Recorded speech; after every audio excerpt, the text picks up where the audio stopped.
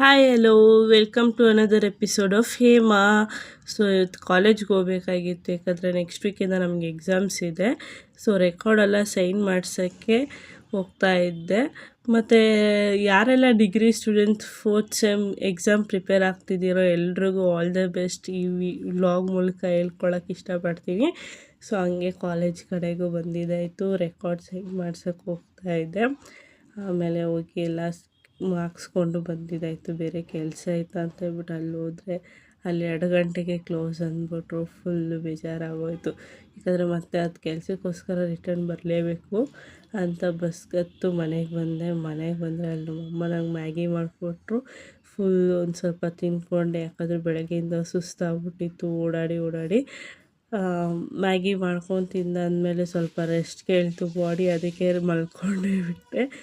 ಎದ್ದು ಸೋಮವಾರ ಆಗಿರೋದ್ರಿಂದ ಫ್ರೆಶ್ ಆಗಿ ದೇವ್ರ ಹತ್ರ ಸ್ವಲ್ಪ ಕೇಳೋದಿತ್ತು ಕೇಳಿದೆ, ಹೇಳಿದೆ. ಹಾಗೆ ನಾವು ಏನೇ ಆದರೂ ನಮ್ಮ ದೇವ್ರ ಹತ್ರ ಕೇಳ್ಕೊಬೋದು, ಹೇಳ್ಬೋದು, ಯಾಕಂದರೆ ದೇವರು ಒಬ್ಬರೇ ನಮ್ಮ ಜೊತೆಗಿರೋದು. ಈ ವಿಡಿಯೋ ಇಷ್ಟ ಆದರೆ ಲೈಕ್ ಮಾಡಿ, ಶೇರ್ ಮಾಡಿ, ಹಾಗೆ ಸಬ್ಸ್ಕ್ರೈಬ್ ಮಾಡಿ. ನಿಮ್ಮ ಸಪೋರ್ಟ್ ನನಗೆ ಯಾವಾಗಲೂ ಕೊಡ್ತಾಯಿರಿ. ನಾನು ಮುಂದಿನಲ್ಲಿ ಒಳ್ಳೆ ವ್ಲಾಗಲ್ಲಿ ಬರ್ತೀನಿ. Thank you.